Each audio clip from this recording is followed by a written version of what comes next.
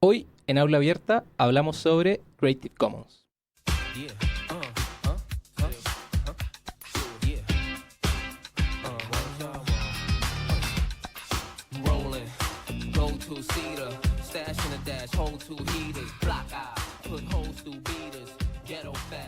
Todos los derechos reservados. Es una frase que seguramente habrás escuchado o leído en más de una ocasión. Este mensaje indica que el autor o la autora de una obra posee todos los derechos sobre esta, tanto morales como patrimoniales. Por tanto, la ley concede a los autores tales derechos por el simple hecho de la creación de una obra literaria, artística, musical, científica o didáctica, esté publicada o inédita. Y esto se viene dando desde hace ya bastante tiempo. Desde la legislación sobre derechos de autor en Occidente se inicia, por ejemplo, en 1710 con el Estatuto de la Reina Ana, o sea, ya hace varios siglos. Eso quiere decir que si yo, por ejemplo, escribo un libro, toda persona que quiera usar ese libro debe pedirme permiso para usar mi obra, o usarlo bajo ciertas condiciones. Por ejemplo, pueden leer el libro, pero no pueden fotocopiarlo. Pero, ¿qué pasa si yo quiero permitir que mis lectores saquen copia de mi libro o que puedan imprimir el libro de manera abierta, o sea, libremente? Bajo el derecho de autor, la solución es que cada lector me pida permiso para hacerlo. Y, según entiendo, lo tiene que hacer por escrito. Ahora imaginen que mi libro se vuelve muy conocido y me llegan cientos de cartas o correos de todo el mundo solicitando permiso para copiar mi libro. ¿Debo ocupar mi tiempo en responder cada una de las solicitudes relegando la posibilidad de escribir otro libro? ¿No podría dar permiso de una vez y para siempre? ¿Bajo el derecho de autor? No se puede. Debido a estos fenómenos propios de la era digital, como la masividad de la información y la comunicación a distancia, nace Creative Commons, que a través de sus licencias le permite al autor cambiar fácilmente los términos y condiciones de derecho de autor de su obra de todos los derechos reservados a algunos derechos reservados. La propuesta de Creative Commons es replantear la manera en que históricamente se han administrado los recursos y se han compartido las riquezas, que desde hace varias décadas son dominadas por el Estado, a través de los bienes públicos, y el mercado, a través de la propiedad privada, quedando relegado a un papel minoritario la administración colectiva de los bienes comunes. Y volviendo al caso del libro, ya sé que puedo usar una licencia de Creative Commons para solucionar mi problema, pero ¿eso quiere decir que ya no tengo todos los derechos de autor sobre mi libro? ¿Cualquier persona ahora podría imprimirlo y venderlo sin necesidad de pagar regalías o incluso citar mi nombre como autor de la obra? Del derecho de autor, de las licencias libres, de Creative Commons, de la difusión de la cultura libre y mucho más, te lo contamos aquí en Aula Abierta. El Centro de Cultura Digital, en colaboración con Sergio Rubio Pizorno y Javier Lezama, presentan Aula Abierta, una exploración entre lo educativo y lo digital. Hola a todas y a todos nuestros oyentes, les saluda Sergio Rubio Pizorno en la conducción y Rodrigo Valdés en los controles desde el estudio de grabación del Centro de Cultura Digital en la Ciudad de México. Estamos en un nuevo episodio de Aula Abierta, el podcast donde conversamos sobre lo digital desde una perspectiva educativa. Les recordamos que nos pueden encontrar y escribir a través de las redes sociales, en Twitter, @ccdmx del Centro de Cultura Digital y @Sergio Rubio, con Z al inicio, Sergio Rubio, la cuenta de su servidor. En este episodio tenemos el agrado de contar con la presencia de Irene Soria, que nos ayudará a abrir el aula sobre Creative Commons. Le damos la bienvenida a Irene y le agradecemos por aceptar la invitación a participar de nuestro podcast Aula Abierta. No, pues al contrario, muchas gracias a ustedes. Bueno, gracias Irene por estar acá. Y para contarles un poquito a nuestros escuchas quién es Irene, les voy a leer una semblanza que ella tuvo el favor de enviarnos. Irene Soria estudió parte del doctorado de estudios transdisciplinarios de comunicación y cultura y actualmente es candidata a doctora en estudios feministas de la UAM Xochimilco. Es maestra en artes visuales por la Facultad de Artes y Diseño del UNAM y es representante líder de Creative Commons México. Académica, diseñadora gráfica y activista del movimiento del software y cultura libre. En el 2016 coordinó el libro Ética Hacker, Seguridad y Vigilancia, publicado por la Universidad del Claustro de Sor Juana, del cual también es autora.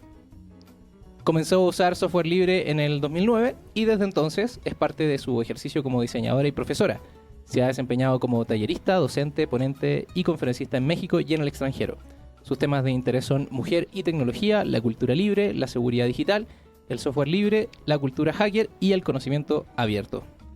Algunas de sus colegas la han llamado hack feminista, pero teme asumirse como tal, yo creo que todavía, pues siente que aún le queda mucho camino por recorrer.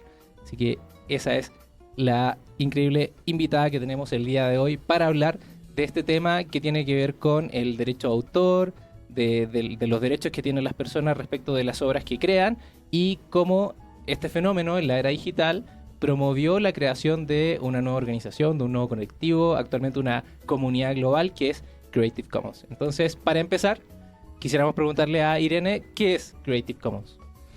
Pues mira, Creative Commons es una organización sin fines de lucro que tiene origen en Estados Unidos en el 2001. Uno de los fundadores, o bueno, digamos, la persona que da origen a esta reflexión es Lawrence Lessig. Que en realidad no es que él dé origen. Lawrence Lessig mismo dice que se basa en muchos otros conocimientos, que ahorita seguramente vamos a llegar ahí, pero particularmente la organización de Creative Commons como tal, pues bueno, es fundada por él. Y esta organización tiene como fin promover el libre flujo de cultura, el que puedas compartir conocimiento, el que puedas acceder a mucho de ello.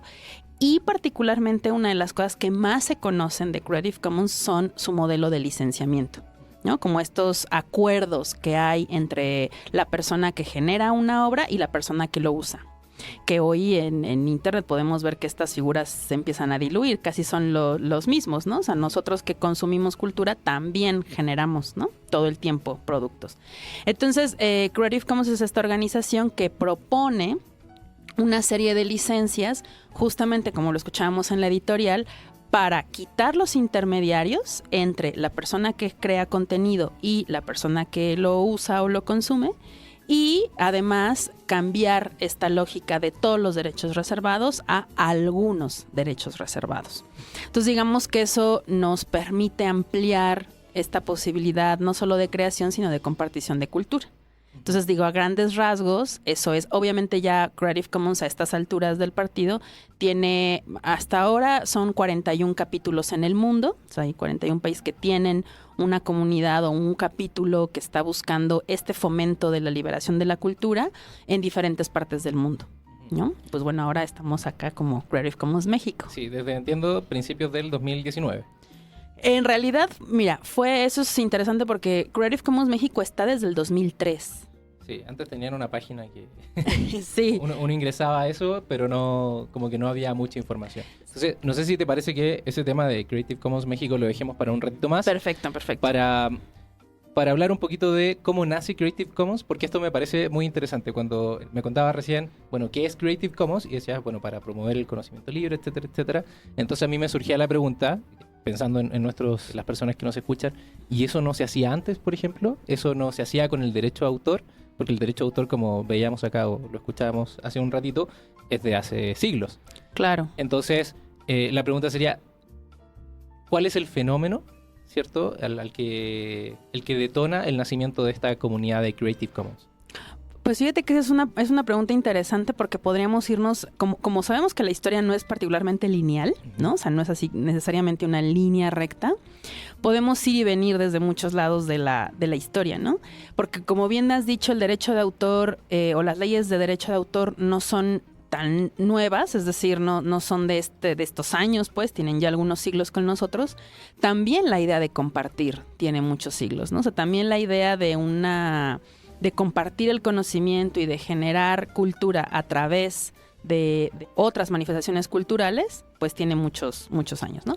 Pero particularmente en el caso de Creative Commons, hay varias coyunturas que se dan para su creación, ¿no? Una de ellas es el fenómeno que se comienza a observar con la masificación de Internet, ¿no? Internet está con nosotros, bueno, ya hay Internet desde por ahí de los 80, pero como lo conocemos hoy o como lo usamos de manera cotidiana, pues es más hacia los 90, ¿no? Entonces, Internet nos permitió esta maravillosa posibilidad de compartir a una velocidad enorme, cambia un montón de paradigmas, o sea, cambia mucho de nuestra idea de lo que era crear, ¿no? Nosotros teníamos esta idea, o incluso todavía la tenemos, de que hay un grupo de personas nada más que pueden crear, ¿no? Que son o tocadas por las diosas o que tienen un don, ¿no? Entonces teníamos esta idea, insisto, aún algunas personas lo tienen, incluso las escuelas de arte, pero bueno, de que hay una persona, ¿no? Que es la única que puede crear porque tiene un don, ¿no? Entonces, una de las cosas, muchísimas cosas que nos dejó ver Internet es que en realidad esto no era así, ¿no? Que en realidad todos podíamos generar cosas, que la cultura se podía, pues, compartir de una manera más rápida, y eso cambió un montón de paradigmas, que obviamente vinieron a mover muchas cabezas y también muchas élites, ¿no? Porque como que eso de que todo el mundo puede hablar y como que todo el mundo puede decir, ¿no? Entonces, frente a esta coyuntura, obviamente empezaron a haber algunas problemáticas porque se empezó a criminalizar incluso a ciertas personas que utilizaban contenido, rolas para generar otro tipo de cultura, ¿no? Claro, incluso les ponen el nombre de piratas. Exacto. Muy mal usado. Mal usado porque los piratas están en los barcos y en los cuentos, ¿no? Pero en realidad estabas pues moviendo, ¿no? O sea, Internet vino a mover muchas conciencias, ¿no? Y muchas hegemonías también. Entonces, evidentemente la gente empezó a encontrar contenido, era muy rápido, era muy fácil, no sé, los chicos, incluso aún algunos se pueden, ¿no? Bajaban sus canciones, las escuchaban, las remixeaban, o encontrabas una ilustración y la bajaban, bueno, hoy los memes, ¿no? Claro. Entonces, eso pasaba además muy rápido, ¿no? Pero obviamente como esto en parte el derecho de autor tradicional está prohibido porque, como bien dijiste, necesita no solo el permiso, muchas veces necesitas un pago, ¿no? Para usarlo. Entonces, como la gente lo estaba haciendo sin pagar, pues dijeron, ey, ¿cómo está eso de que quieren una cultura gratis y libre, ¿no? Entonces empezaron a ver estas criminalizaciones, bueno, más que criminalizaciones, pues persecuciones y otra vez esta idea, ¿no? Entonces, uno de los teóricos, que particularmente es un abogado, Lawrence Lessig, empezó a poner esas problemáticas, aunque ya había otras personas que lo habían planteado. Y él dice, pues hagamos unas nuevas reglas, ¿no? Pongamos algunas otras posibilidades como para tener a gusto a los dos bandos, ¿no? O sea, ni tú sientas que te van a robar tu obra, ni tú sientas que no tienes manera de acceder a ellas. Y se basó en un concepto que se llamó copyleft. El copyleft, que es un concepto que a mí me gusta mucho, que por ahí se lo atribuyen a Richard Stallman, el padre del movimiento del software libre, que es justamente darle esta vuelta al copyright, ¿no? Y decir el derecho a la copia, tener el derecho de poder hacer una copia de esa obra. Y eso parece hoy descabellado, pero mi querido Sergio, en realidad la obra, el arte, la cultura son copias. Tú y yo somos una copia de nuestros padres, ¿no? Sí, incluso ahora que mencionaba esto el ejemplo de que los jóvenes empezaron a descargar música, por ejemplo, y empezaban a remixearla, etcétera, pensaba que pues, en los 90, quizás en los 80 también. Yo nací justo en el 89, entonces hablo más de los 90. Yo me acuerdo que, por ejemplo, a mí me tocó, o todavía alcancé, a grabar canciones en cassette cuando las transmitía a la radio, porque yo odiaba, por ejemplo, los comerciales, la publicidad, entonces yo solo quería escuchar las rolas que yo quería. Entonces, cuando empezaba la rola, no sé, iba a haber un especial, voy a poner un ejemplo súper burdo, de Luis Miguel. Entonces yo quería grabar el especial de Luis Miguel, o sea, quería solo escuchar eso y escucharlo los siguientes días. Pues yo esperaba el horario, no sé, 5 de la tarde, que dieran el especial, ponía rec, me ponía a grabar. Y luego hacía también, ¿cómo se llama? Le ponía otras canciones al mismo cassette o grababa sobre esas canciones. Entonces, o hacías tu curaduría de canciones, claro, ¿no? Y luego se las más actuales, hacía una curaduría de canciones. Entonces, y eso, pues yo estoy seguro que todo el mundo, todos los chavos, todas las personas más o menos que tenían acceso a esas tecnologías lo hicieron. Claro. Y nunca se nos pasó por la mente decir, oye, eso es un acto criminal. Claro, porque además, incluso antes en los 70 se utilizaba para... Bueno, incluso 70, 80 se utilizaba también para promocionar a los artistas y te daban los mixtapes. O sea, la idea era la cultura del mixtape, ¿no? O sea, la cultura del cassette, de grabar tu rola, porque además esas rolas, eso me parece siempre interesantísimo, ¿no? Como las prácticas cotidianas. Tú grababas ese cassette y a veces se lo regalabas, ¿no? A tu querer, ¿no? Claro. Del momento. Y entonces, y le mandabas mensajes con ese cassette, ¿no? Escucha las rolas a ver qué te dicen, ¿no? Claro, porque era una manera de comunicarte, ¿no? Incluso yo haría esta crítica, oye, eso hoy ya no es tan posible, ¿no? O sea, ya no puedes pasar tu cuenta de Spotify, ¿no? Sí, claro. Pero bueno, esa es otra historia. Pero regresando un poco al tema del copyleft, por ejemplo, por eso digo que podemos ir y venir en la historia, porque en realidad el copyleft es un término que se empezó a utilizar para explicar algo que en realidad ha sido pues natural del ser humano, si es que podemos hablar de una naturaleza humana, ¿no? En realidad hemos cuestionado que el hecho de tener que ponerle términos para explicar eso es en sí mismo una problemática, porque estamos hablando de que no se puede hacer algo que tendría que ser libre por antonomasia, digamos, claro, ¿no? Entonces, el copyleft vino a explicar lo que en realidad ha pasado en toda la historia de la humanidad. Si vamos y exploramos las obras de arte, las canciones, la música clásica, o sea, si vamos a cualquier manifestación cultural, artística, veremos que cada una de ellas tiene a su vez referencias anteriores, ¿no? Y a veces ni siquiera se han conocido entre sí, o a veces sí, ¿no? Las personas autoras se conocen entre sí. Entonces, eso en realidad lo hemos visto o se ha visto en la historia de la humanidad. Pero el copyleft vino como a explicarlo, ¿no? En estos nuevos términos, así como decir, oigan, es que está el derecho a la copia, ¿no? Y el derecho a la copia no es necesariamente malo, o no necesariamente negativo, o no necesariamente atenta contra los derechos de las personas que generan, porque en realidad están en su derecho de compartir la obra, ¿no? Entonces ahí es como, darle una pequeña vuelta y en lugar de limitar y decir, esto es mío, #propiedad privada, ¿no? Que también hay que cuestionarla, empezar a decir, ok, esto es, en realidad no es mío nada más, porque lo creé gracias a otras personas que vienen detrás de mí. Sí, creo que has tocado un punto súper importante y es reconocer que lo que hacemos no es completamente original. Por ejemplo, si lo vemos de una perspectiva amplia, somos personas, claro, sujetos individuales, pero somos sujetos que vivimos en una cultura, ¿cierto? En una ciudad, en un país, y que eso también afecta, por ejemplo, nuestras ideas y las decisiones que tomamos y, en consecuencia, las creaciones que hacemos. En el libro, por ejemplo, Made with Creative Commons, ahí hablan acerca de algo que cité un poquito en la editorial, de cómo se ha repartido la riqueza, por ejemplo, y se han administrado los recursos a lo largo, como tú dices, de toda la historia de la humanidad. Y ponen 3 polos. Uno es el Estado, ¿cierto? Siempre hay algún gobierno, del tipo que sea, imagínense en la época histórica que sea, siempre hay alguien que gobierna o alguna organización que pone orden social, un gobierno. También hay una parte de mercado, ¿cierto? Que actualmente sí están muy fuertes. Y hay una tercera parte que históricamente es algo supernatural, se da de manera supernatural, pero que actualmente se está viendo un poquito invisibilizado, y es justamente lo común. Claro. Y esto común que no necesariamente es un sinónimo de lo público. Por ejemplo, lo público es justamente algo que podemos acceder todas las personas que, por ejemplo, tenemos una misma nacionalidad, pero que está regulado por un gobierno. Lo común, por ejemplo, no necesitamos ningún gobierno para que nos regule, sino que la regulación, entre comillas, ¿cierto?, se da mediante el uso y la creación de las personas. Una autorregulación, digamos, claro, ¿no? Una autorregulación como comunitaria o colectiva. Entonces no necesitamos que nos digan, oye, así lo pueden usar o así no se puede usar, sino que se van generando consensos, ya sean explícitos o implícitos, de cómo vamos a hacer uso de estas obras o cómo incluso vamos a crear otras obras. Por ejemplo, en el caso de las ciencias, por ejemplo, yo estoy aquí en México estudiando mi posgrado científico, ¿cierto? Mira, qué bien. Es del área de educación, pero que ahí también no nos consideran muy científicos, pero eso es otro tema. Bueno, los científicos nunca consideran científicos a alguien que no es sí mismo, sí.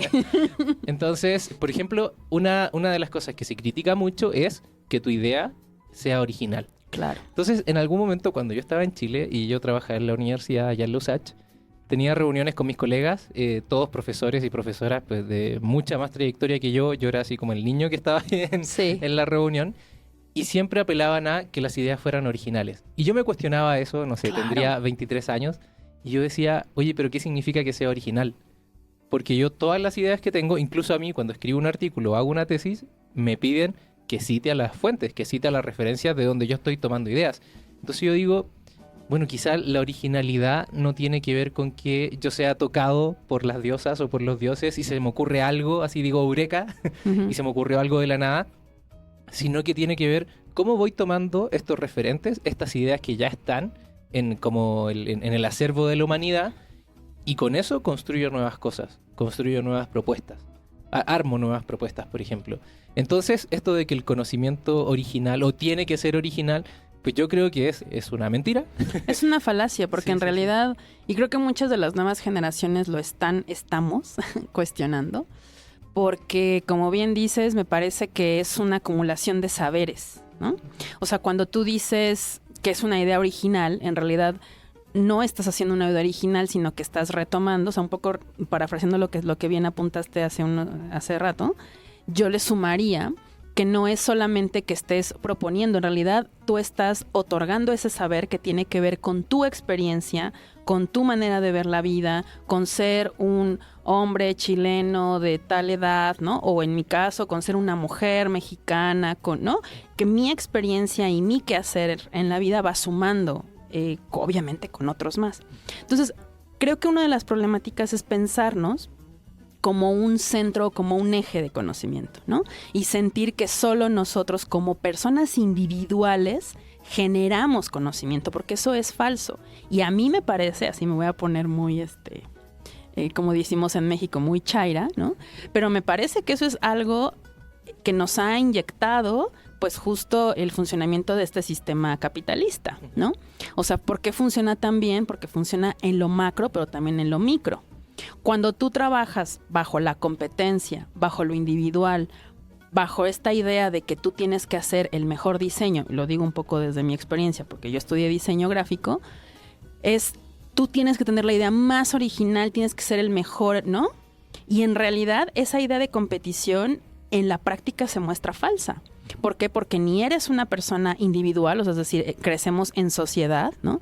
Crecemos en familia, leemos, vemos referentes, y en realidad la originalidad y la creatividad es algo, pues, que puede tener muchas aristas. Yo diría que incluso es falaz, ¿no? O sea, no existen, son los papás, ¿no? O sea, es como jugar con el término y entonces decir, ok, ¿qué es la creatividad? En realidad probablemente la creatividad es estarnos hablando, pensando entre nosotros, ¿no?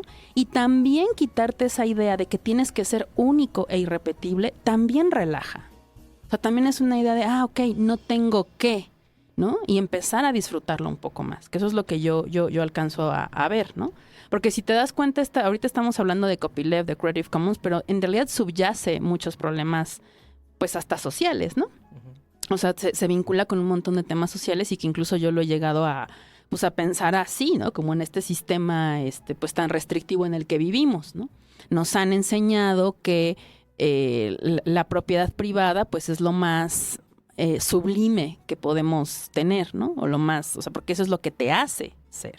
Te da un estatus. Y te da un estatus, ¿no? Entonces, eso es, por ejemplo, una de las cosas que siempre pues debato mucho con compañeros y compañeras abogadas, que de pronto dicen, no, lo que pasa es que el autor es dueño de su obra, ¿no?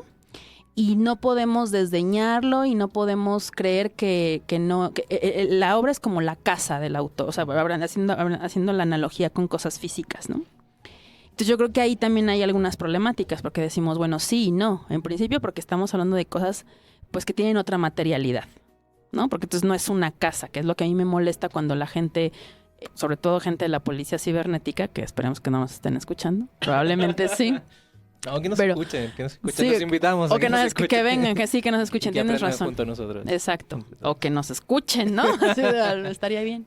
Por ejemplo, alguna vez escuché a alguien de la policía cibernética comparar que cuando un joven bajaba una rola, estaba haciendo el símil a robar un coche, ¿no? Bueno, yo ahí casi me altero y, ¿no? Así rompo todo, ¿cómo es posible, no? O sea, no podemos estar haciendo esas comparaciones de una manera así tan ruin, ¿no? Sí. Y regresando un poco a la idea a la que quiero llegar, es justamente que no necesariamente podemos comparar en esas mismas magnitudes el que el autor es dueño de su obra. Claro que es autor y autora de su obra, pero ¿qué tanto es dueño en tanto propiedad? ¿Me explico? En tanto propiedad privada, porque yo creo que hay que cuestionarla. Sí. En principio porque esa obra no la hiciste tú solo, ni sola. Lo hiciste de verdad. Por mucho que quieras aislar tu proceso creativo, soy porque somos, ¿no? O sea, al final de cuentas tenemos una comunidad que nos respalda. Sí, quizá nos serviría para ilustrar más esta idea que nos estás contando, que habláramos sobre el derecho de autor, por ejemplo, y que hace un ratito lo escuchaba, ¿cierto?, para preparar el episodio de hoy, y escuchaba otro podcast que te entrevistó, se llama Podcast Linux. Y ahí el conductor hacía también un programa previo acerca del derecho de autor, por ejemplo, y decía que cuando uno crea una obra hay dos tipos de derechos. Y yo lo encontré ahí, decían morales y patrimoniales. Él lo llamaba de otra manera, no recuerdo ahora los términos. Y uno es, tú siempre vas a ser el autor de la obra, ¿cierto? Pero, por ejemplo, eso no quiere decir que otras personas lo puedan usar, otras personas lo puedan modificar. Entonces, ¿nos podrías contar un poquito de cómo funciona el derecho a autor, por ejemplo, para que se entienda, para ilustrar mejor las ideas que nos estás contando? Claro, y para que se entienda el mecanismo, ¿no? Uh-huh. Mira, México es uno de los países firmantes de una cosa que se llama el Convenio de Berna.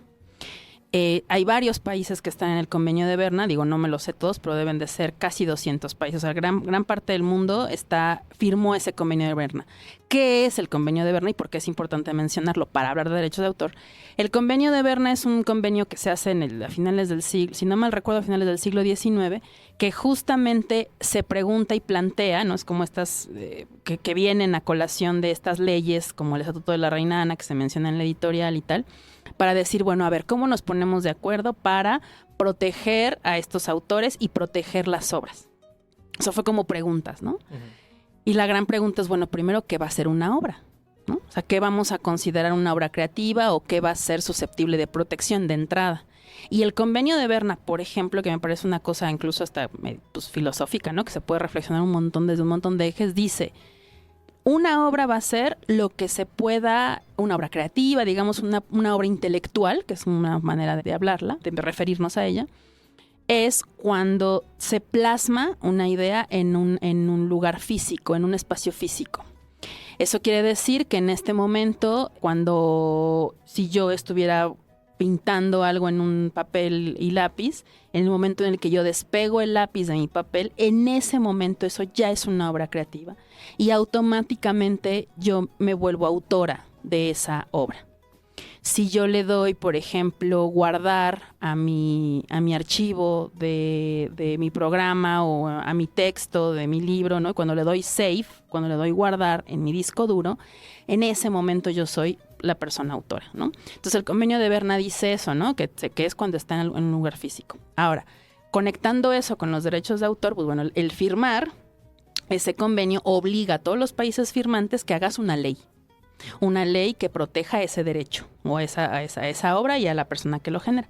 En México tenemos la Ley Federal de Derechos de Autor, que está con nosotros desde los 70, si no mal recuerdo, y, híjole, ahí sí, no sé exactamente la fecha, ahí pónganle un asterisco, porque hay que tener datos precisos. Pero tenemos una ley. Lo ponemos en los México. Comentarios. Exacto, lo ponemos en los comentarios para especificar. Lo importante acá es que la Ley Federal de Derechos de Autor tiene varias hojas que yo siempre conminaré a las personas que hacen obras creativas que lo lean, porque la ley en México, que se parece a varios países, pero no todas son iguales, hay que ver especificaciones de cada país.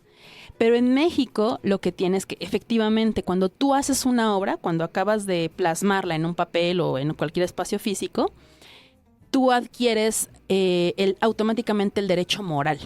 Y ese derecho moral, como ya lo dije, es que tú eres autor y autora de esa obra. Y eso quiere decir que no te puedes deshacer de él. Eso es súper interesante. Aunque tú quieras decir que no lo hiciste, en teoría es imposible. Sí, ¿sí?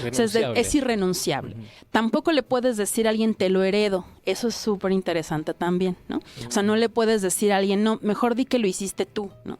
Y que entonces la presentación de José José ya no sea de José José sino de otra persona, ¿no? O sea, no es inalienable, no lo puedes cambiar, no lo puedes embargar, o sea, no lo puedes poner en la mesa de las apuestas, pues, ¿no? Así de, va mi derecho moral, ¿no?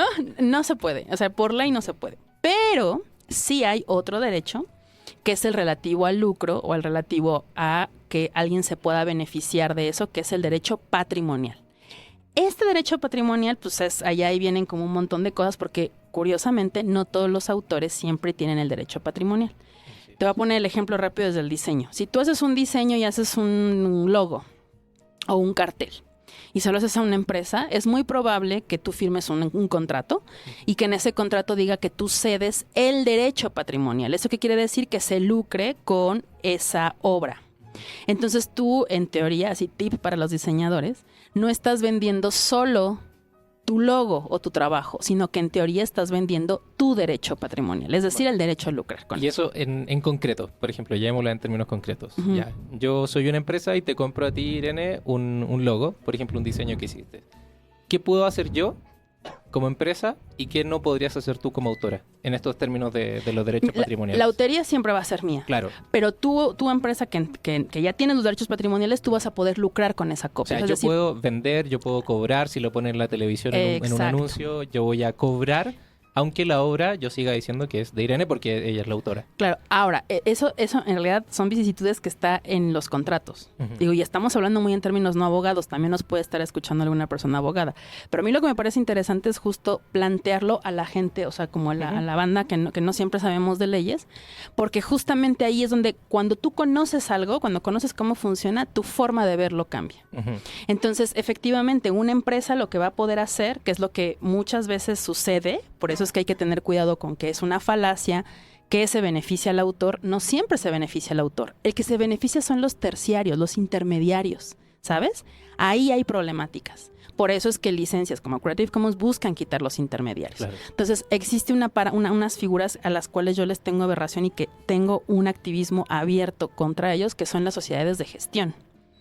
Porque las sociedades de gestión justamente hacen esta persecución, ¿no? En México no sé qué tan, pero en muchos países, de estas sociedades que gestionan justamente esos derechos patrimoniales. Entonces te dicen, pues dame una lana, ¿no?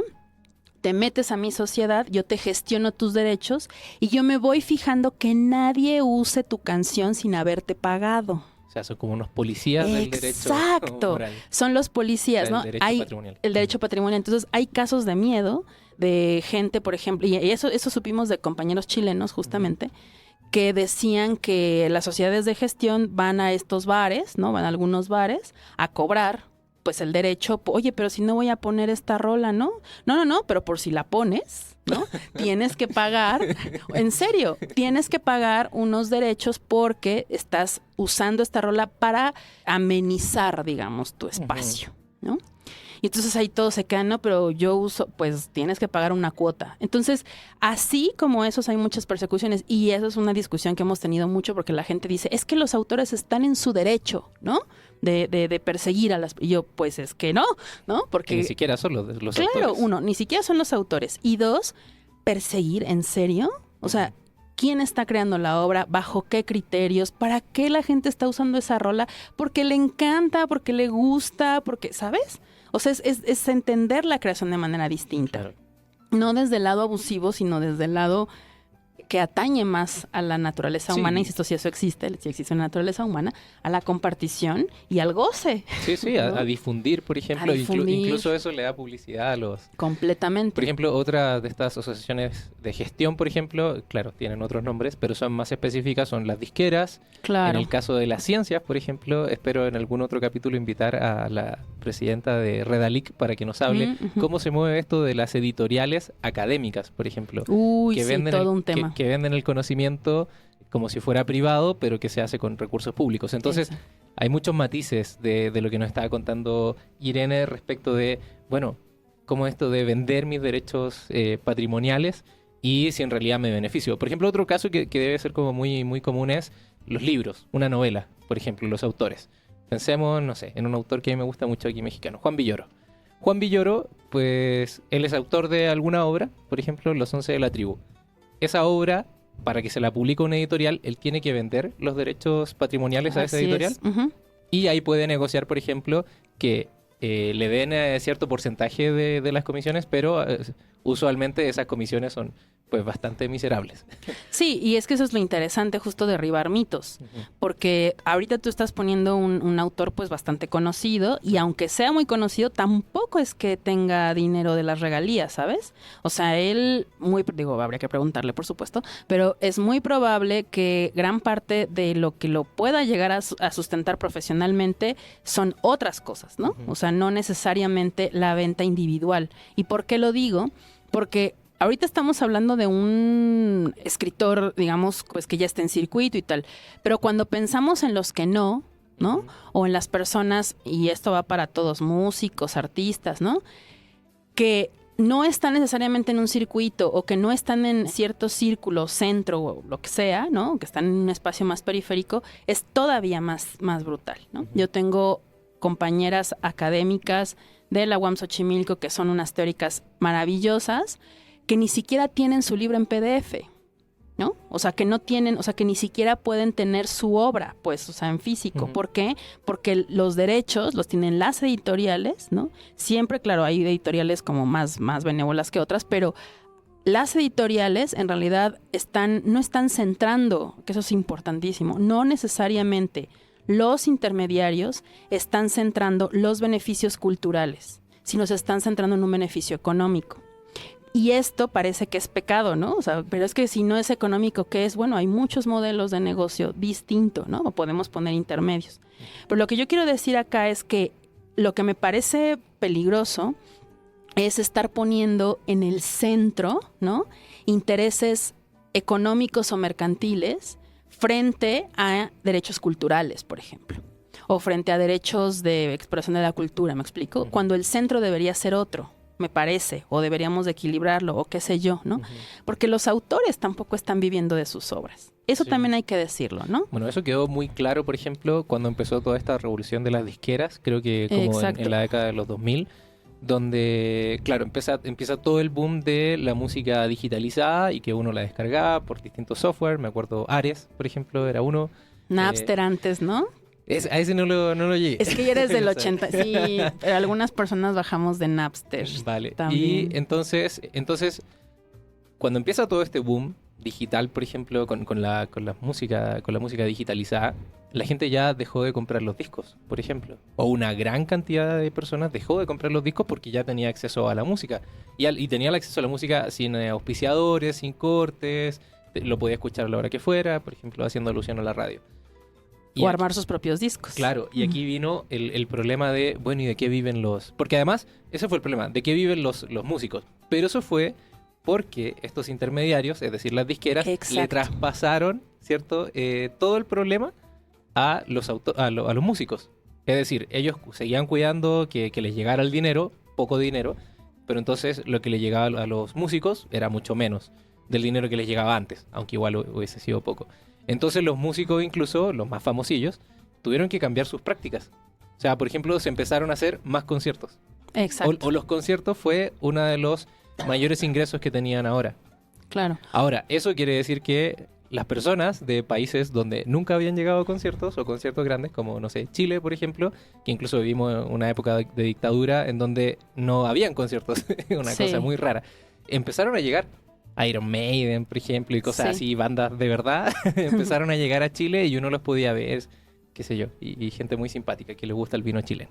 Entonces, sí. El vino chileno es bueno. Sí, es verdad. Es verdad. Entonces, se empezaron a cambiar estas prácticas, por ejemplo, pero el problema ahí fue los intermediarios, las disqueras. Porque, a ver, pensemos, ¿qué hace una disquera? Una disquera, si uno es ingenuo, pensaría, bueno, me ayuda con la grabación del disco, por ejemplo, hace una distribución del disco y saca su parte de ahí por hacer ese trabajo. Bueno, pero las disqueras, con solo ese trabajo, se llevan la mayor parte de las ganancias de la música, por ejemplo. Sí. Igual que las editoriales académicas, por ejemplo. O algo más grave, se vuelven también monopolios, ¿no? O sea, se vuelven ejes o centros de generación de contenido en donde se cooptan tanto personas que hacen música o personas autoras como públicos. Entonces ahí justamente es la intermediación o los terceros o la mediación que siempre tiene que ser cuestionada, ¿no? O que por lo menos si no las vamos a quemar en leña verde, ¿o sí? No, por lo menos cuestionar, porque obviamente aquí me parece que son muchos ejes y implican muchas cosas que a lo mejor no vamos a tocar justo ahora, pero hay cuestiones políticas, económicas, ¿no? Se puede ser analizado desde las ciencias sociales, incluso desde la antropología, ¿no? Y explorar desde dónde viene esto, porque por ejemplo esto de como bien apuntas en el caso de la música, sucede también en las editoriales, pero en realidad sucede en todos los medios culturales, ¿no? O sea, aquí la cosa es cómo entendemos ese mecanismo y si hay manera de hacerlo distinto, ¿no? O sea, hay manera en la que sigamos creando, pero haya una cosa pues más igual o más entre pares, donde no se beneficie solo a un grupo de personas, sino se beneficie a la mayor cantidad de personas o que por lo menos podamos tener acceso a eso. Y entonces ahí cambian los ejes, ¿no? Porque entonces ya no estamos beneficiando a una empresa, a una editorial o a una distribuidora, ¿no? E incluso ni siquiera a un solo autor, sino tratar de beneficiar a un grupo más de personas. Porque, por ejemplo, lo que pasó con los artistas o con los músicos, sobre todo con los músicos, no solo tuvieron que cambiar su manera de ejercer, sino que también te vuelves más conocido. O sea, ¿por qué la gente quiere bajar tu rola? Yo estoy segura, porque lo he vivido, que las personas que bajan tu rola no están pensando en dañarte. O sea, cuando tú bajas una rola de Iron Maiden, bueno, ahorita estamos hablando de grandes, pero cuando tú bajas una rola o quieres escuchar a alguien, no estás pensando, ajaja, voy a quitarle un peso más a este autor, ¿no? Y entonces lo haré a mi beneficio. No, lo estás haciendo porque te gusta. Porque Belafonte te encanta y lo escuchas y lo pones en la radio y quieres tenerlo ahí porque es tu cultura, ¿no? Entonces, a mí me parece que el autor debería sentirse así como, bueno, ya he llegado, ¿no? O sea, le dejé algo a alguien, o sea, esta persona quiere leerme, esta persona quiere escucharme, ¿no? Que es un poco lo que pasa con las fotocopias, ¿no? O sea, yo decía así de, bueno, el día que a mí yo a veces escribo textos académicos y procuro liberarlos, ¿no? Digo, no, el día en que yo esté en fotocopias, ¿no? Porque entonces quiere decir que alguien necesita, digo, ojalá ese día llegue, ¿no? Y si no, pues ya no importa. Pero, ¿sí me explico? O sea, me parece que hay otras formas de ver el beneficio, ¿no? Uh-huh. ¿Qué es que un autor se beneficie? ¿Neto es económico? O sea, ¿es eso el beneficio? Uh-huh. ¿O el beneficio también es... Voy a sonar super cursi, pero lo voy a decir. O es espiritual, o es, ¿sabes? O es desde otro lado, o es desde un crecimiento en comunidad, qué sé yo. Empezar a cuestionarnos las categorías con las que vemos el mundo también es parte del ejercicio, ¿no? Sí, sí. Bueno, ahora recuerdo un caso de un grupo de música chileno, creo que se llama Sinergia, espero no equivocarme, y ellos en algún momento liberaron sus discos, por ejemplo. Entonces, no sé, hacían conciertos y le decían a la gente, oye, nuestro disco, el que estamos lanzando ahora, está en la página, o te vendían un pendrive, una memoria MP3, y ahí ya venía el disco. Entonces tú podías escuchar el disco, copiarlo, compartirlo, borrarlo si querías de esa memoria. Entonces, claro, la gente se empezó a poner creativa, porque ahora también, que se entienda, no es que estemos diciendo los autores, o sea, los artistas no tienen que ganar dinero. Es que justo, exacto, qué bueno que tocas eso. Claramente, sí. Pues todos necesitamos lana, sí. Todos necesitamos billullo, como diríamos en el sur, para vivir, ¿cierto? En este sistema, en este mundo actual. Entonces, no estamos criminalizando que los artistas no ganen dinero, sino que justamente ese dinero que se ganaba antes, la mayor parte no iba para los artistas. Claro. Y no solo eso, sino que no había como algo que... Bueno, no hay, siento que en algunos sectores también algo que equilibre, porque hay muchos ejemplos de cosas que se hacen de manera orgánica. Por ejemplo, tú ahora acabas de mencionar a este grupo chileno, pero en México tenemos toda una generación de sonideros, por ejemplo, ¿no? Que son grupos, bueno, yo es que como yo crecí en el barrio, ¿no? En el que cerraban las calles, ¿no? Soy oriunda de la Agrícola Oriental, entonces yo crecí con los sonideros, es decir, yo escuchaba esa música, ¿no? Luego ya se me olvidan los pasitos y me siento muy mal, pero bueno, el punto es que toda esta figura o esta cultura alrededor de los sonideros justamente funciona con base en te paso el disco, ¿no? Me compras el disco, pero incluso cada lugar, o sea, cada vez que se tocaba en un espacio se grababa ese concierto, digamos, uh-huh. Porque ahí había saludos, ¿no? Específicos para la gente. Entonces tú dices, un saludo, ¿no? Para nada, ¿no? Entonces, cuando tenías ese saludo, ese disco se volvía, de alguna u otra manera, pues único, ¿no? O se volvía, pues, personalizado porque estaban saludando a tu mamá, ¿no?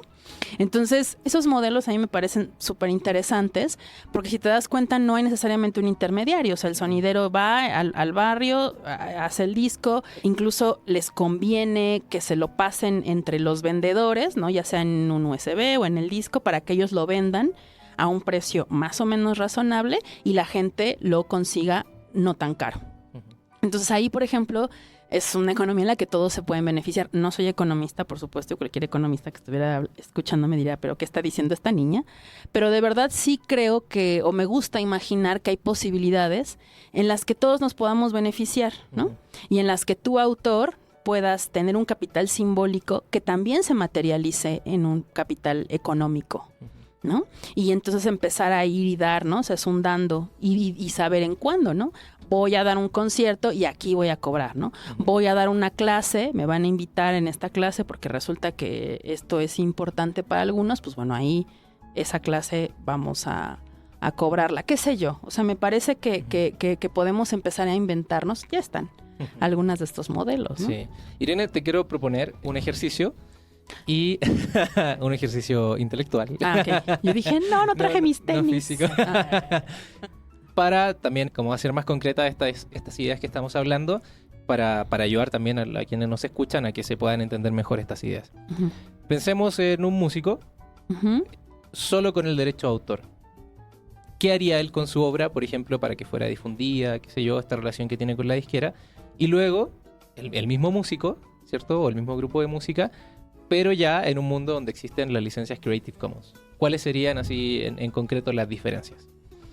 La diferencia más palpable sería la difusión.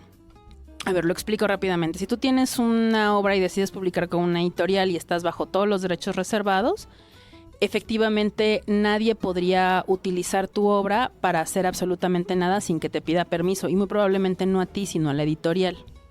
Y eso, y muy probablemente no, la editorial no otorgue el permiso a menos que te paguen o le pagues algo, ¿no? Para ser súper honestos y apegarnos a la realidad nacional, muy poca gente pide el permiso, ¿no? O sea, también hay que ser honestos, ¿no? Es poco práctico. Es muy, siempre fue poco práctico. Es muy poco práctico, sobre todo hoy, o sea, hoy en el que un meme se comparte en un segundo, o sea, pedir un permiso, gracias por participar, ¿no? Entonces, lo interesante de las licencias Creative Commons es que no pidas permiso, al contrario, el permiso ya está dado, ¿no? Ese es un poco el cambio de paradigma, justo para que no se entienda que la gente se súper asusta así de, pero es que no, son unos liberales. No. Lo que quiero decir con esto es que si tú como autor tienes esta obra tal, pues si quisiera, y me voy a poner a volar, ¿no? Si alguien quisiera adaptar tu novela o tu cuento a una obra de teatro, por ejemplo, que yo lo quisiera usar en mi secundaria, en mi prepa, en mi universidad, de entrada no puedo hacerlo. ¿Por qué? Porque tengo que pedirle permiso a ese autor para que me deje adaptar ese texto. Y nuevamente vuelvo a repetir, muy probablemente tengas que pagar un dinero. Y dime si la escuela pública de tal, ¿no?, va a poder pagar un varo para eso, ¿no? Entonces muchas veces se saltan estas cosas y si tú quieres perseguir, pues lo puedes hacer, ¿no? Pero pues estarías no solo criminalizando, sino cerrando la posibilidad de que tu obra se distribuya y tu nombre siga volando. Uh-huh. La diferencia, por ejemplo, si tú decides sí dejarlo porque también está bueno decir que no se pelean. Tú puedes tener tu obra registrada incluso en Indautor si quisieras y liberarla con una licencia Creative Commons. ¿Y cuál sería la ventaja que tendrías si le pones una licencia Creative Commons en un lugar visible? Uno, que la gente ya va a saber qué puede hacer con su obra. Eso es algo que no se sabe, eso es súper interesante. O sea, en la ley está todo lo que no se puede hacer, pero no lo que sí. Y muchas veces, Sergio, los autores sí quieren que se use, ¿no? Porque pues ahora sí que de eso viven, ¿no? Uh-huh. Entonces, la ventaja sería, uno, que la gente sabría qué sí puede hacer sin que te estén pregunte y pregunte, sobre todo en un mundo global como el que vivimos hoy, un mundo súper conectado. Y la segunda te daría difusión. Porque las licencias Creative Commons tienen una capa que le llamamos capa legible para máquinas, que es un código XML que te hace buscable. Si alguien quiere buscar una obra con permiso de uso, pues tu obra está dentro de esas. ¿Sí me explico? Sí. O sea, digamos que es un código, literal, un metadato, pues, que es súper útil para la autopromoción y la autodeterminación. Entonces, esas son las como dos grandes ventajas que yo vería, obviamente ya después conectándolo con lo social, ¿no? Sí, claro. Que ayudarías a tu comunidad. Sí, como lo dijo Richard Stallman alguna vez respecto de la diferencia entre el software privativo y el software libre, dijo, pues la diferencia no es técnica, ambos son códigos programados. La diferencia son las implicaciones sociales que tiene un software libre, y justamente es porque puedes compartir, puedes beneficiar a tu comunidad y cosas así. Y yo agregaría, si me permites, el planteamiento político. O sea, que creo que también hay una decisión, toda decisión que tomamos, y también el artista que diga que no lo hace, pues me parece que no está muy consciente de eso, se hacen decisiones políticas y se toman decisiones políticas también. Entonces, cuando tú decides cerrar tu obra, es una decisión política, y también cuando decides abrirlo. Ujú. Bueno, ahora vamos a pasar específicamente, ya lo has adelantado un poco, a lo que es una licencia Creative Commons. Muy bien. Ya que es, yo creo que la joya de la corona de todo lo que hace Creative Commons. Es como, no sé, Wikimedia. Todo el mundo lo conoce por Wikipedia y así nació, aunque hacen otras cosas. Así también el caso de Creative Commons. Bueno, el derecho a autor, por ejemplo, incluso pongan esta imagen en su mente. Cuando uno habla de derecho a autor, uno de inmediato recuerda esa C dentro de una circunferencia, ¿cierto? Al interior de una circunferencia. Y eso quiere decir, todo ya lo sabemos de memoria, todos los derechos reservados. Las licencias Creative Commons es muy similar, pero en este caso son 2C. Entonces a ese círculo, ¿cierto? A esa circunferencia adentro donde está la C, pónganle otra al ladito y esa es una licencia Creative Commons. Ahora, justamente, ¿qué es una licencia Creative Commons? Y bueno, ya hemos hablado de que nos sirve para liberar nuestras obras. Entonces, en primer lugar, ¿qué es una licencia Creative Commons? Una licencia Creative Commons es un acuerdo, ¿no? Un acuerdo entre pares o un acuerdo entre personas. Que eso es en realidad lo que hace una licencia, ¿no? Una licencia Creative Commons te permite elegir o decidir prácticamente que está bajo el sí, ¿no? O sea, qué sí quieres que hagan, ¿no? Porque el no ya lo sabemos, ¿no? Pero cuando tú le pones una licencia estás abriendo un poco más, por eso digo que no se pelea. Ajá. Cuando tú hablas del copyright, estamos hablando, o sea, es lo que tenemos en la cabeza, pero el copyright es un término anglosajón, o sea, es un término que se usa en Estados Unidos. Y muchas de las cosas del copyright estadounidense no aplican en la mexicana, es solo como para poner esa acotación. Uh-huh. Y en el caso de las licencias Creative Commons, pues lo que buscan es justamente que se adapten a las licencias del mundo. Entonces, por ejemplo, podemos ya empezar a hablar de algunas de ellas. Uh-huh. Entonces, para que se entienda a grandes rasgos, las licencias Creative Commons son 6 que surgen de la combinación de 4 posibilidades. Así, redoble de tambores. Tú tienes 4 posibilidades, ¿no? Una es un loguito que tiene un muñequito al centro que se conoce como AT o BY, que es la atribución. Es decir, que si tú pones ese logo, o sea, si la licencia tiene ese loguito, implica que puedes hacer lo que sea siempre y cuando des el crédito. ¿Ah? Citar al autor. Exacto. Luego la siguiente es no comercial. O sea, estoy hablando de los 4 módulos, digamos, sí, que luego dan origen a otras, ¿no? Pero los módulos son esos: la atribución, el no comercial, como su nombre lo dice, o sea, puedes usar mi obra siempre y cuando no comercialices con ella. La otra es share alike o compartir igual, que es que si tú ves esa posibilidad en una obra, lo tengas que compartir con la misma licencia, ¿no? O sea, eso permite que se siga distribuyendo. Y la última es no derivada, es decir, no puedes modificar mi obra para nada. Esos 4 módulos, digamos, por así decirlo, dan origen a 6.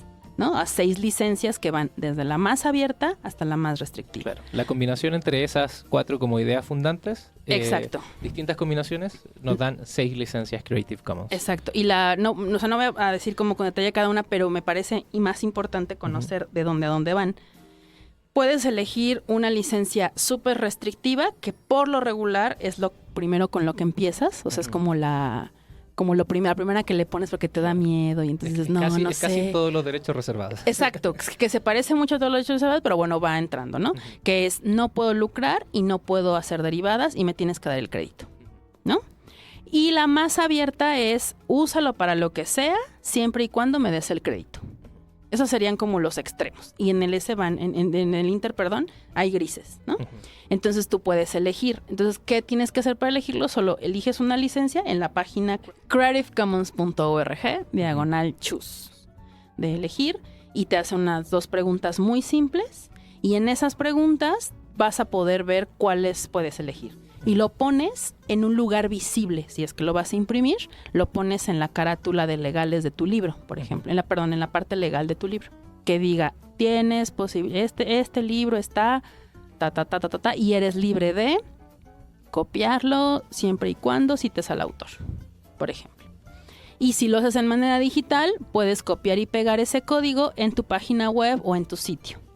Ya hay sitios que te dan chance de liberarlo con Creative Commons. YouTube, mucha gente no sabe, sí. Pero YouTube tiene posibilidad de licenciar con Creative Commons. Sí, y justamente esas son las licencias, ¿no? que puedes elegir entre esos puntos. Bueno, ¿no? has tocado una pregunta que tenía también ahí guardada y es, ¿yo puedo licenciar obras tanto digitales como físicas? Entonces ya lo has dicho, por ejemplo, que eso es una duda que yo tenía cuando empecé a conocer esto de las licencias Creative Commons. Yo como profesor, por ejemplo, hago diseños didácticos. Entonces, esa parte del derecho a autor en los diseños didácticos, pues usualmente casi no se aborda. Entonces yo decía, bueno, pero igual, yo como académico, como profesor, quiero liberar mis diseños, quiero liberar las presentaciones que hago para mis conferencias y cosas así. Y les pongo el loguito de derecho a autor, de Creative Commons. Entonces yo decía, bueno, y si quiero hacer algo físico, ¿lo puedo licenciar también con Creative Commons? Entonces creo que esta recomendación que nos das tú de pueden poner el logo de la licencia que quieran de Creative Commons en un lugar visible, por Sí. ejemplo, eso me parece muy importante. Entonces se pueden licenciar todas las obras, ya sean digitales o materiales, físicas, con estas licencias Creative Commons. Sí, Ujú. y también cabe señalar, que me parece también muy importante, sobre todo si ya deciden o están convencidos o saben que sí quieren hacerlo con licencias Creative Commons, decir que las licencias, cuando tú eliges una licencia, tú tenemos, o cada una de las licencias decimos que ofrece 3 capas de explicación o de, ¿no? Que también eso es muy importante porque mucha gente nos ha argumentado que las licencias Creative Commons no están contempladas en la ley mexicana. Y entonces nosotros decimos, uy, sí, no, porque efectivamente la ley mexicana no dice, ¿no? Creative Commons. Pero lo que sí dice en su artículo 30 es que siempre se hacen contratos, pues, cuando haces esta cesión de derechos.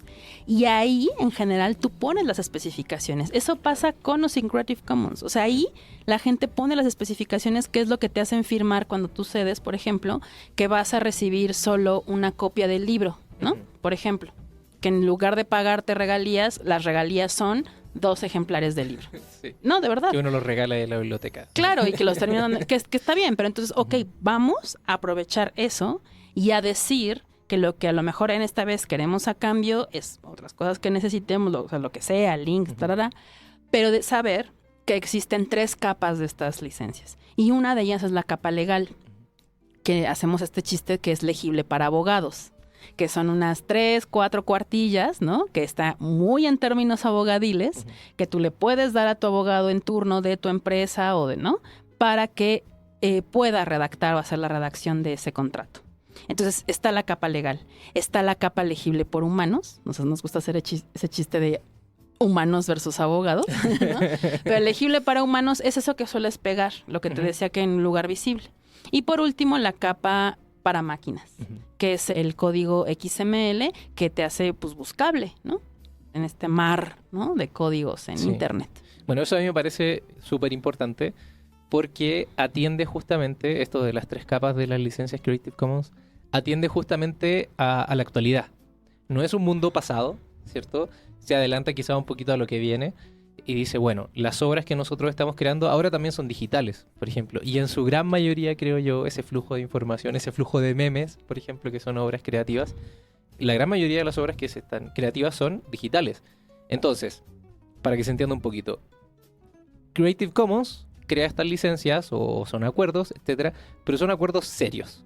O sea, son cosas muy bien hechas por gente, por ejemplo, por un conjunto de personas que saben de leyes, como el ciberderecho, que saben de ciberderecho, que saben de leyes, ¿cierto? Y lo escriben en ese lenguaje técnico, por ejemplo, que es el lenguaje de los abogados, de los legisladores. Esa cosa que si uno lo va a leer, es como los acuerdos de contrato o de estas cosas de Facebook, uno los lee, pero al final pues ya da una lata leerlos porque está escrito en un lenguaje distinto. No, y además está hecho para que no lo leas. Sí, además, había tiene una como obra... 300... La obra la viste, sí. No la vi, pero mi asesora me la contó y creo que se llamaba Privacidad, no me acuerdo mucho. Y que empezaba la obra de teatro y un chavo ahí en el escenario, en un costado del escenario, se ponía a leer estos acuerdos, ¿cierto? Y condiciones de Facebook. Y la obra se transcurría, ¿cierto? Y ya al final volvían a mostrar a esta persona o la volvían a iluminar y seguía leyendo. Entonces el tipo estaba, no sé, 1 hora y media leyendo y no terminaba. Entonces claramente están escritas para que que nadie las lea. Sí, están haciendo de manera tramposa. Sí. Entonces tenemos esta capa legal y eso quiere decir, y aquí también quiero concatenarla con una pregunta de por qué la importancia de que las licencias Creative Commons estén escritas en un lenguaje técnico de tipo legal. Y es porque, como tú dices, no está reñido con el derecho a autor, sino que entiendo, y ahí tú me lo confirmarás, es un complemento al Exacto. derecho de autor. No quiere decir que tú renuncias al derecho de autor, porque como ya nos comentabas hace un rato, no puedes, De hecho, no puedes. ¿cierto? Claro. Sino que son declaraciones bien hechas, ¿cierto? Estos acuerdos que complementan el derecho de autor. Entonces Sí. a eso se refiere la capa legal, por ejemplo. Sí, y que justamente es parte de las cosas que queremos mover entre las personas abogadas, entre los abogados y las abogadas, porque se malentiende que estamos como en una pugna. O sea, a ver, si nos consideramos activistas, bueno, al menos yo y sé que muchos de mis colegas en el capítulo, pero también sabemos que justo la importancia del diálogo es fundamental, ¿no? Entonces, el llevarte esta idea de no solamente el conocimiento abierto, sino de una posible legislación, justamente habla de eso, ¿no? Si tú vas con un abogado, y eso es importante que lo sepan, ¿no? Si van con un abogado, o sea, como probablemente ni siquiera especializado en temas digitales, pues les va a decir automáticamente que no, ¿no? Y hablamos con los abogados de propiedad intelectual y dicen, no, pero es que tiene, no. Lo que nosotros queremos hacer justamente es explicar esta parte. Decir, 1, no se pelean. 2, se pueden incluir en los contratos. O sea, sí podemos hacer un diálogo, ¿no? Y algo que queremos fundamentar mucho es decir que esto es algo que se está llevando en la práctica, ¿no? Y que el derecho, si partimos de que tiene que acoplarse a lo que sucede en la vida social, o sea, tiene que ir a la par, pues muchas veces las leyes van atrás, ¿no?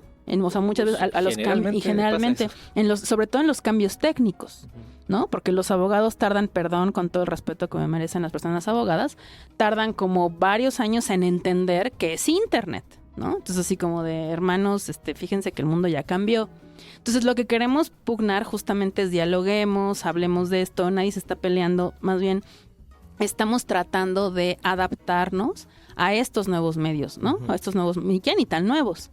Y las licencias Creative Commons, es importante decirlo, no somos ni los únicos que lo estamos usando. Son acuerdos internacionales que se han probado muy útiles y que se han probado útiles en gobiernos. La Casa Blanca, el gobierno de Barack Obama, e incluso la Secretaría de Cultura de la Ciudad de México tiene muchas obras licenciadas en Creative Commons. A mí me choca poner ejemplos del norte global, ¿no? Hashtag porque colonialismo. Pero pues mucha gente necesita esos ejemplos, ¿no? Para decir que no estamos, ¿sabes? O sea, que no estamos pues poniendo en la mesa algo irreal.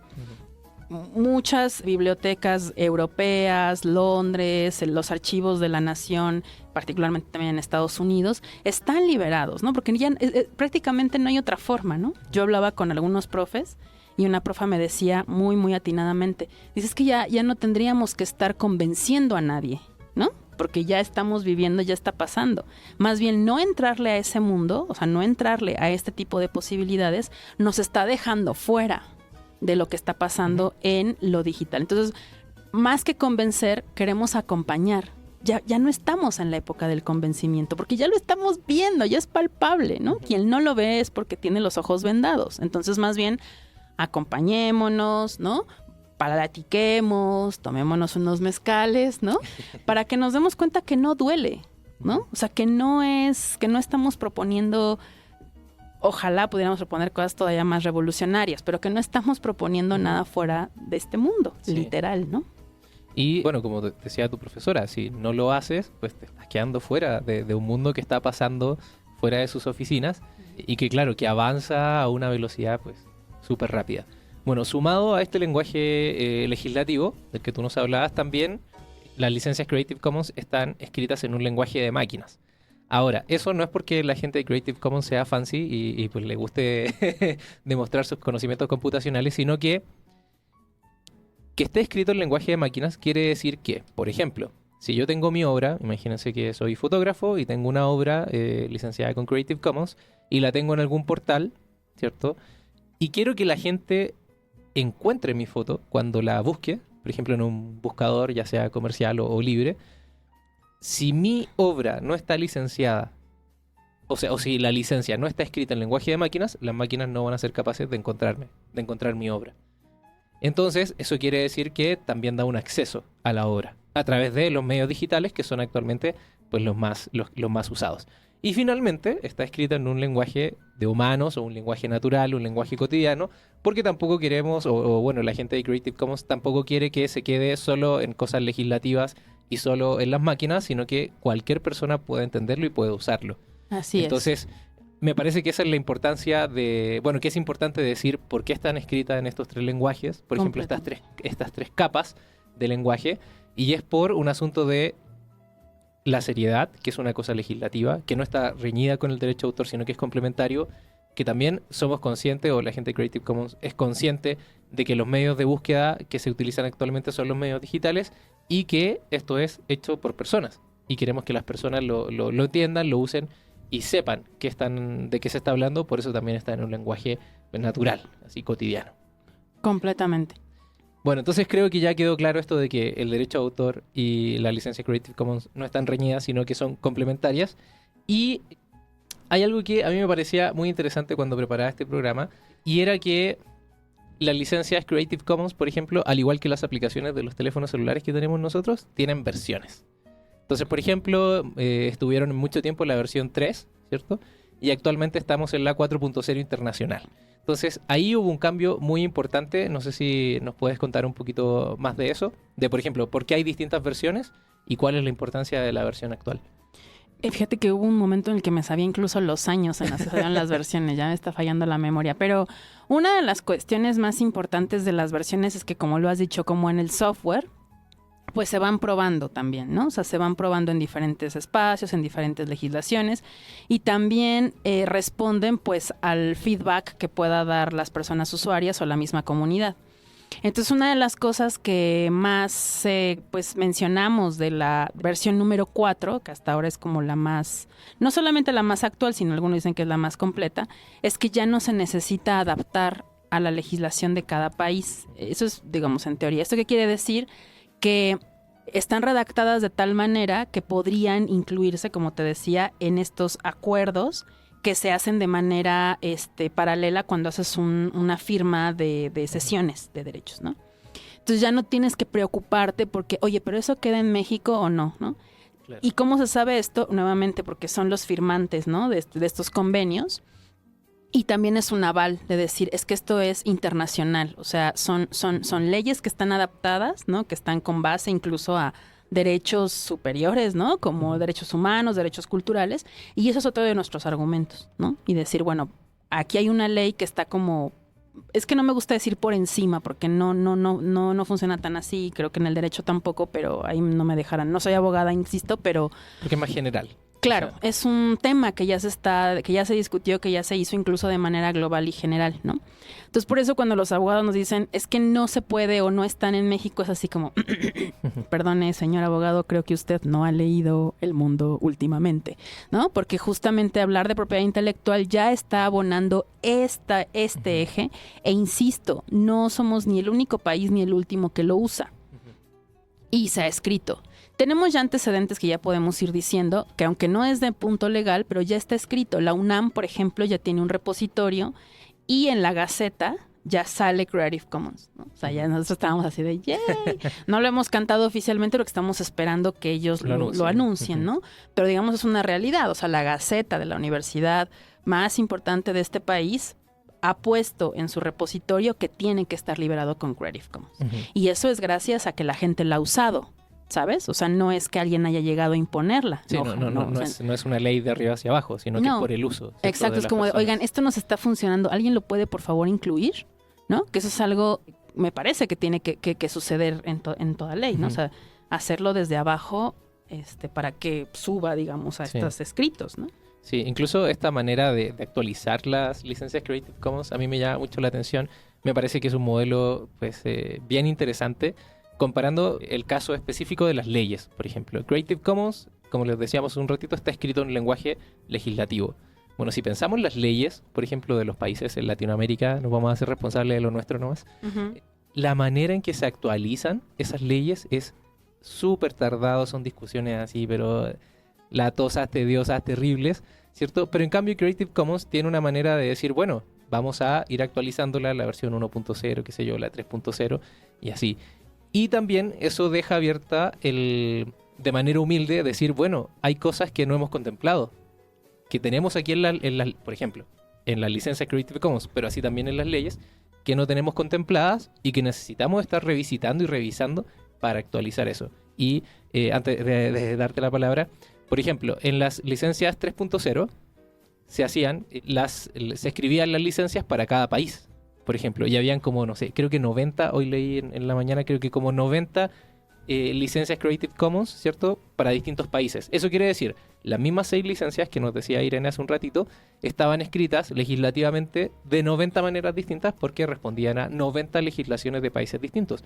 Cuando se pasa a la 4.0 ya se habla de las versiones 4.0 internacional, porque como nos dice Irene, ya esas se pueden aplicar todos los países, ¿sí? En prácticamente todos los países, sin ningún riesgo de decir no es congruente con cómo está escrita la ley en México, por ejemplo. No. Ya el trabajo legislativo de las personas de Creative Commons ha sido tan refinado que las podemos usar sin ningún problema en cualquier parte del mundo. Así es. Y creo que abonando a lo que dices de que esto es cuestión de que la adaptemos y de que vayamos usándola, justamente creo que una de las cosas que hace estas posibilidades, como la de Creative Commons, es que justamente abre otras discusiones, ¿no? Porque ya no nos quedamos solamente en el centro del derecho de autor y de inamovible, ¿no? Sino que Creative Commons abre otras posibilidades y justamente empezar a cuestionarnos, a ver, ¿qué es lo que han hecho otros países y otras legislaciones que han propuesto otro tipo de licencias que ya no son Creative Commons? Y esto ya lo digo yo a título personal, ya no me ubiquen como Creative Commons, sino como activista. Hay otro tipo de licencias, insisto, que no tienen que ver con Creative Commons, pero que surgen de estas ideas y que están proponiendo cuestiones que preocupan a ciertas comunidades. Por ejemplo, algo que me gusta mucho es las licencias peer-to-peer o la licencia entre pares, que insisto, no son de Creative Commons, pero que tienen ahí como este bagaje. Como este movimiento. Este movimiento que lo que hacen es que ponen una licencia para el no lucro capitalista, por ejemplo. Que eso es súper interesante porque está muy acotadito y me parece que tiene todo que ver con las realidades del sur, por ejemplo, ¿no? Esta cosa de, sí puedes lucrar, pero si eres Coca-Cola, no.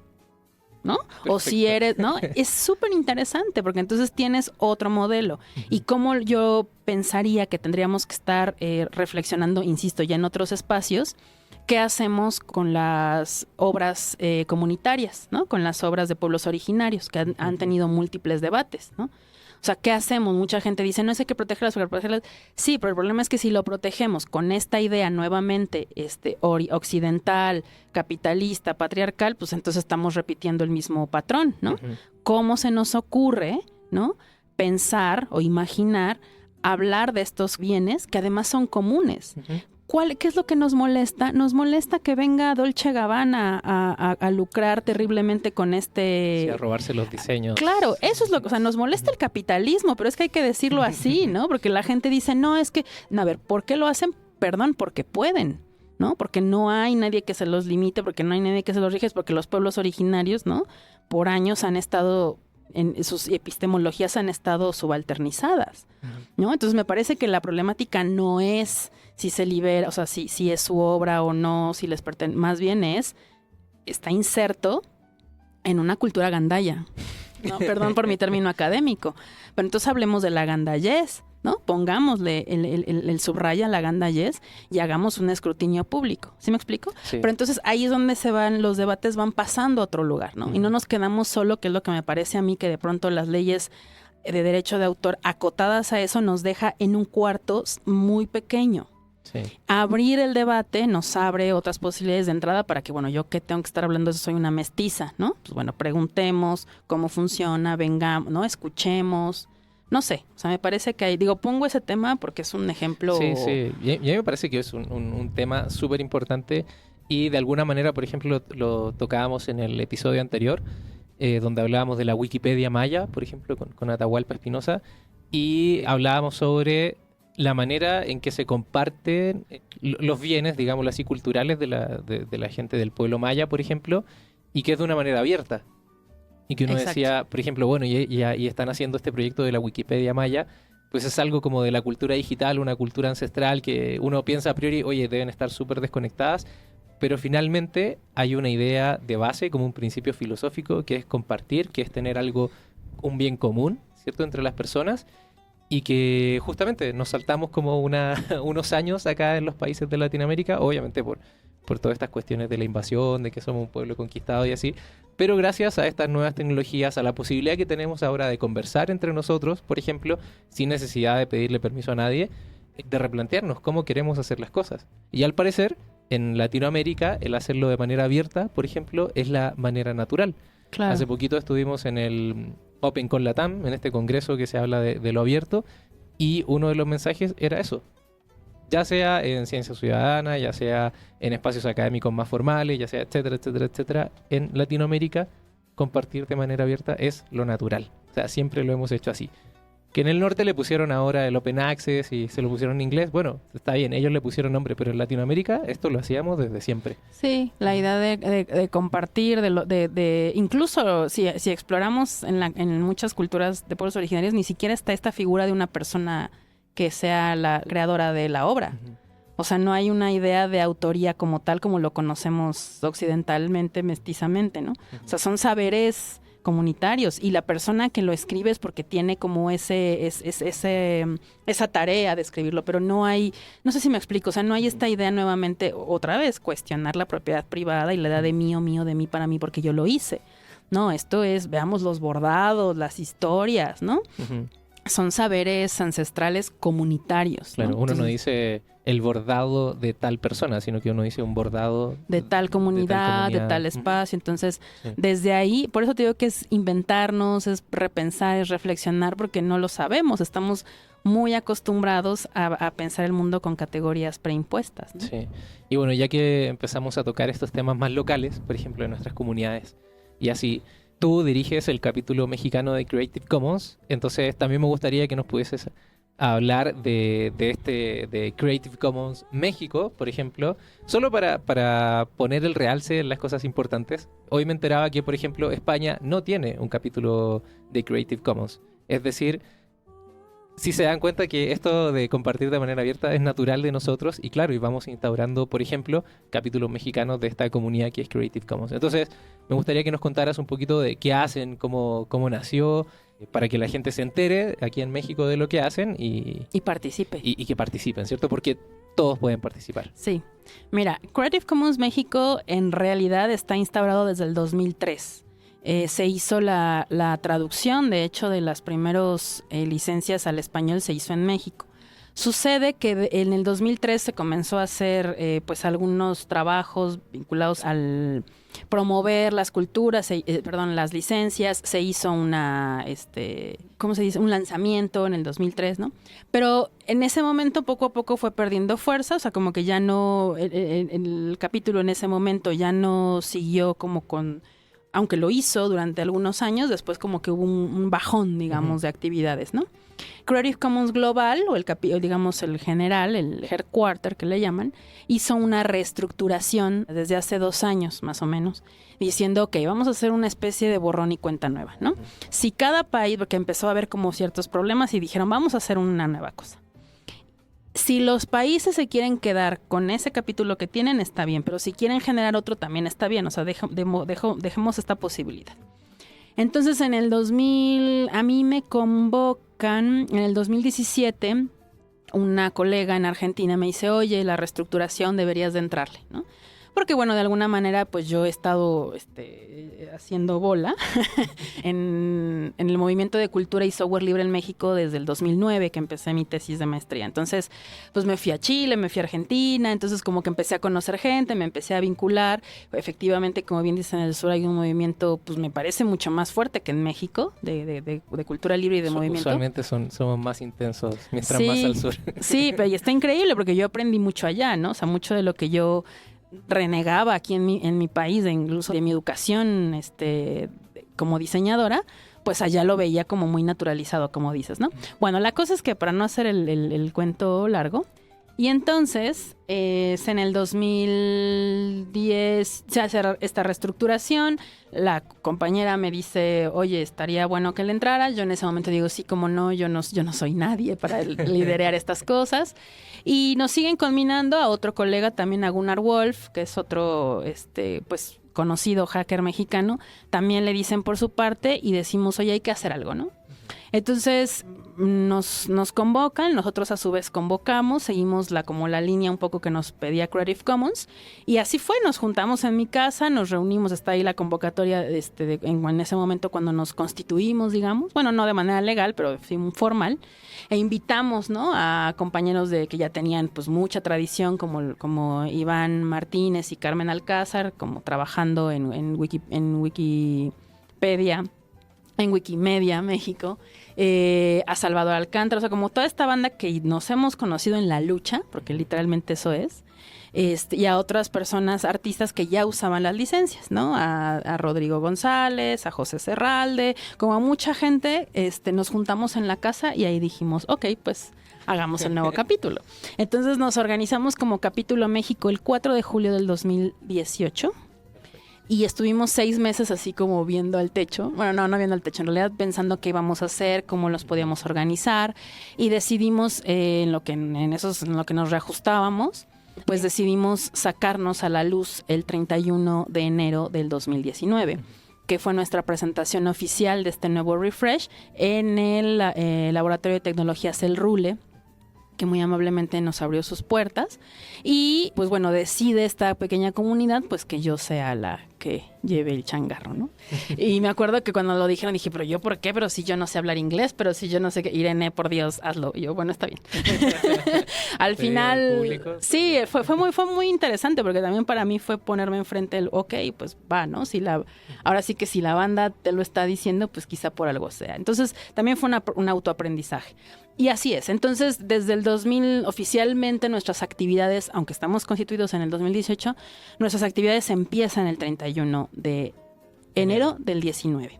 ¿Y qué hemos hecho? Pues este año nos hemos basado mucho en ya llegamos, ¿no? Nuestro hashtag así de ya llegamos es como de hola, ¿no? Conózcanos, invítenos a su casa, invítenos a su escuela. Hemos dado muchas charlas, o sea, sí ya llevamos, porque obviamente anotamos todas para nuestros registros, pero llevamos más de 20 charlas en el año, entre talleres, conferencias, no todas yo, algunos colegas. Hicimos aquí en el Centro de Cultura Digital nuestra caravana Creative Commons, que hicimos nuestro stand-up de los derechos de autor, explicando un poco esto que platicamos en la primera parte del capítulo, pero un poco más lúdico, como con chistes. Nuestro abogado Salvador hizo el stand-up de los derechos de autor, le quedó muy divertido, y a la vez hicimos un taller para explicarle a los artistas, ¿no?, cómo podíamos liberar. Sobre todo nos hemos basado en esas dos cosas, como difusión. Hemos sido afortunadamente invitados a varios espacios como ahora, pero algunas entrevistas en radio, en tele, y pues bueno, eso es lo que hemos hecho a grandes rasgos ahora que llevamos pues 8 meses, ¿no?, de trabajo, y hemos tenido pláticas como muy puntuales ya para entrarle a términos pues de uso en instituciones grandes, ¿no? Tuvimos reunión con la UNAM.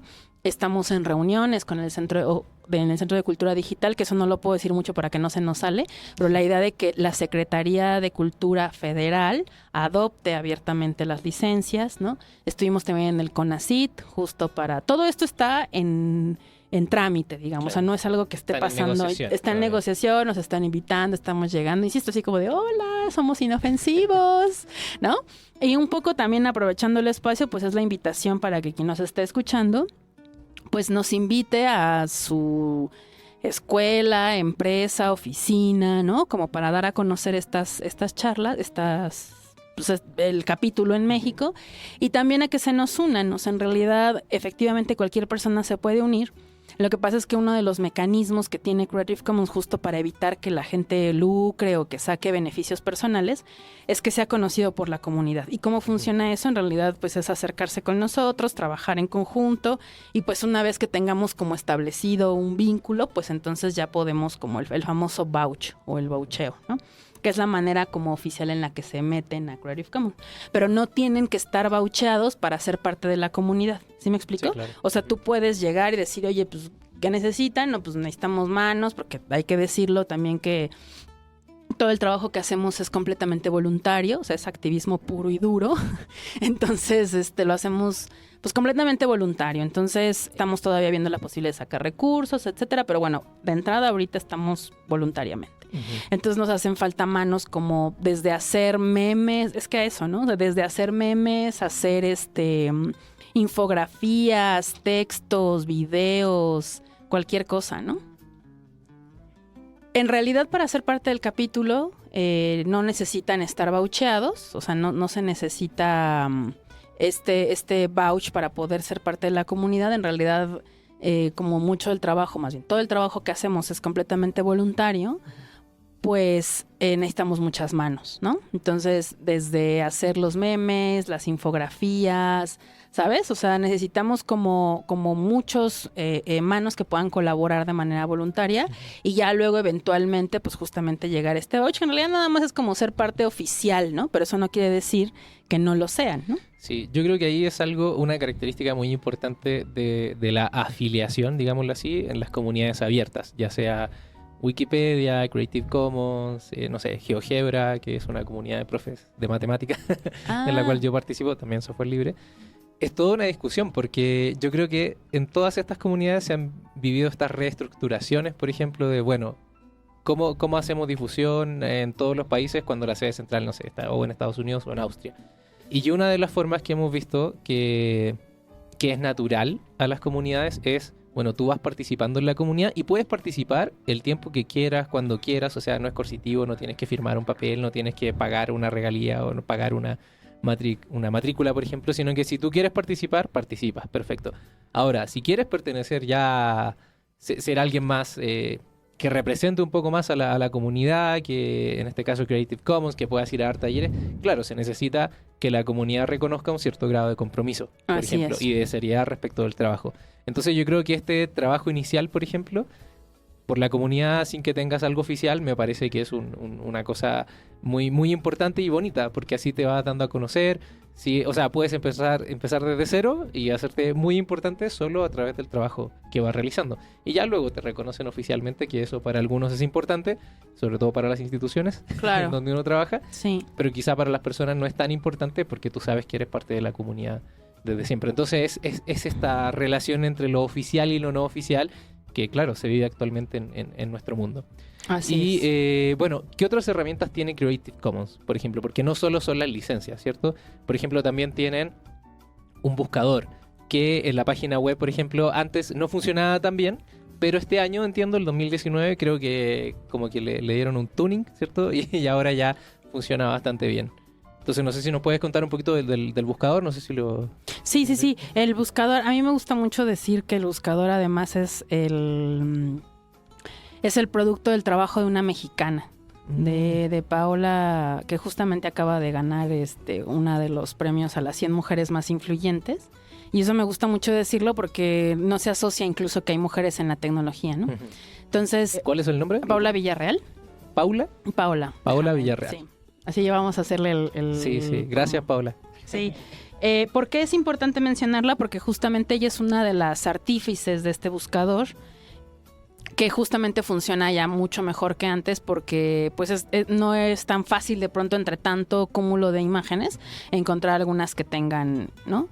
Entonces ha cambiado bueno, pueden ser varios links, creo que es ccsearch.creativecommons.org. Este buscador justamente hace esto, ¿no? Usa los metadatos de los que hemos hablado para que pueda encontrarse particularmente las imágenes. Entonces esa es otra de las cosas que también ofrece Creative Commons.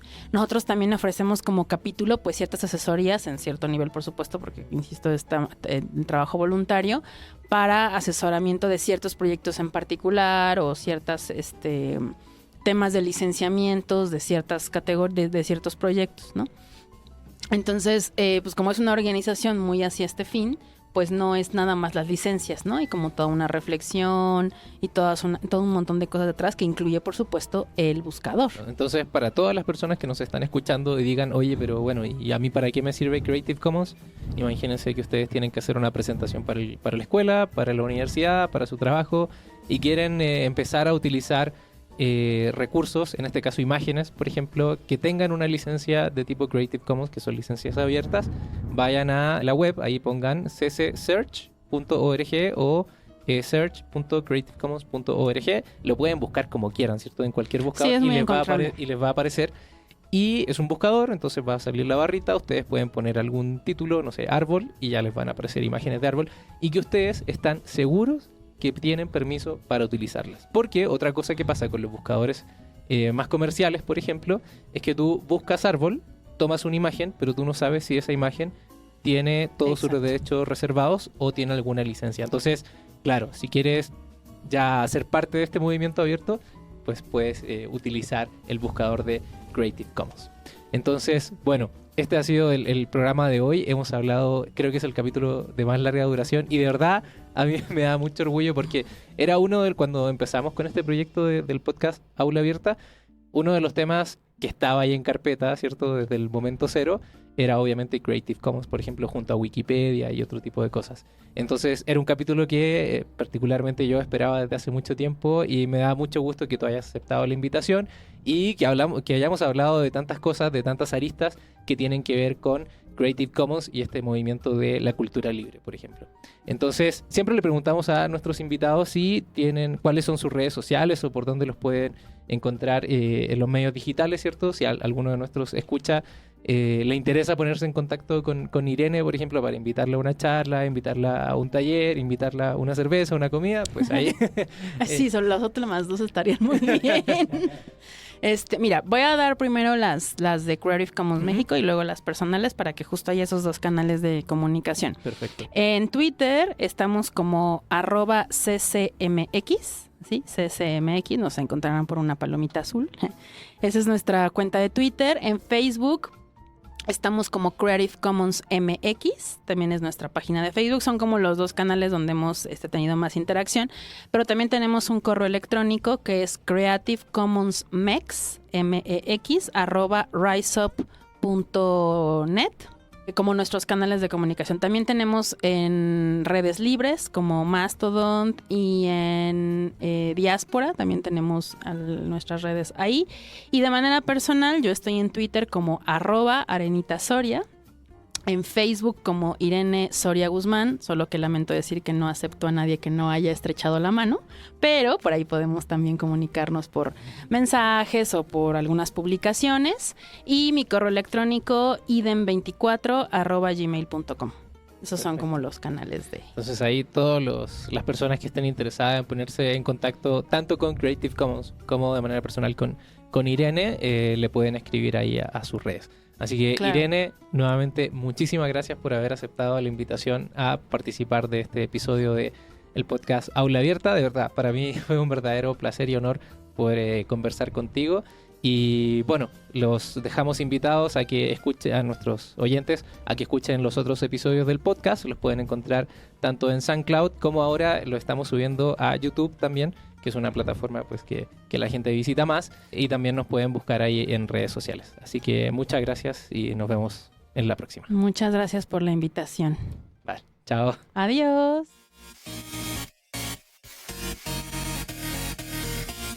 Aula Abierta, una producción del Centro de Cultura Digital.